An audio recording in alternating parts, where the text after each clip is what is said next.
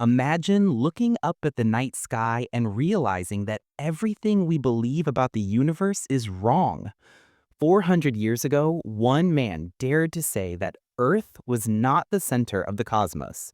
His name was Galileo Galilei, and his courage to question changed the course of human history.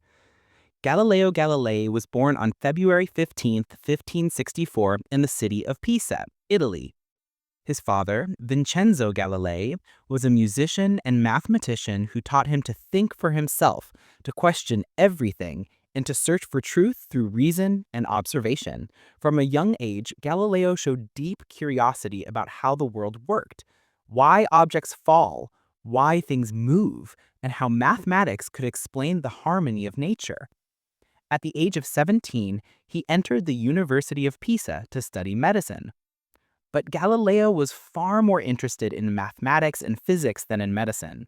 He would spend hours experimenting, drawing diagrams, and thinking about the laws that governed motion. In 1589, Galileo began teaching mathematics at the University of Pisa. Legend has it that he dropped two spheres of different weights from the Leaning Tower of Pisa to prove that they would hit the ground at the same time. Whether that story is true or not, Galileo's experiments did show that the speed of falling objects does not depend on their weight. He had just challenged one of Aristotle's oldest ideas, a bold act at the time. Later, at the University of Padua, Galileo began building scientific instruments, compasses, thermometers, and early mechanical devices. He discovered that the swing of a pendulum takes the same amount of time no matter how far it swings. This simple discovery became the foundation for the modern clock. Then, in 1609, everything changed. Galileo heard rumors about a Dutch invention, a tube with lenses that made faraway things look close. He built his own version, improving the design, and soon created one of the first telescopes powerful enough to study the heavens. When he pointed it at the moon, he saw mountains and craters. He realized the moon was not a smooth, perfect sphere, but a rough and changing world. When he turned the telescope toward the Milky Way, he discovered it was made up of countless stars. And when he looked at Jupiter, he saw 4 tiny moons orbiting the planet. These discoveries shook the foundations of science and religion. They proved that not everything revolved around Earth. The universe was far larger and more complex than anyone had imagined. Galileo's observations supported the theory first proposed by Copernicus, that the Earth and planets revolve around the sun.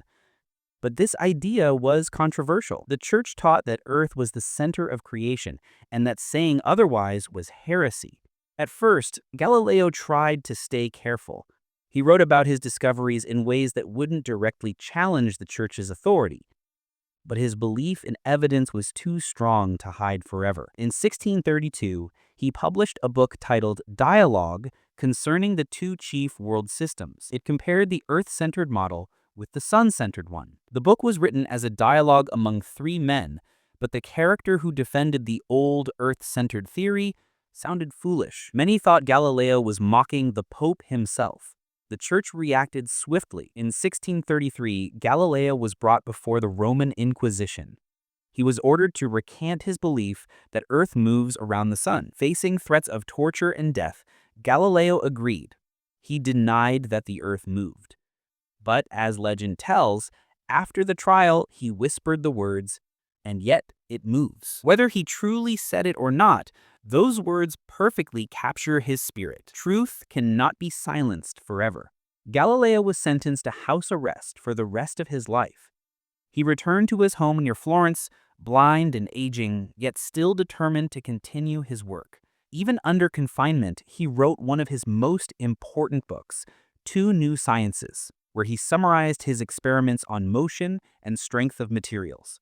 That book laid the foundation for modern physics and mechanics. Galileo died on January 8, 1642. That same year, Isaac Newton was born, the man who would build upon Galileo's discoveries and create the laws of motion and universal gravitation. It was as if one torch of scientific truth had been passed to another. Galileo changed the way humanity seeks knowledge. He believed that truth must come from observation, measurement, and reason, not from authority or tradition.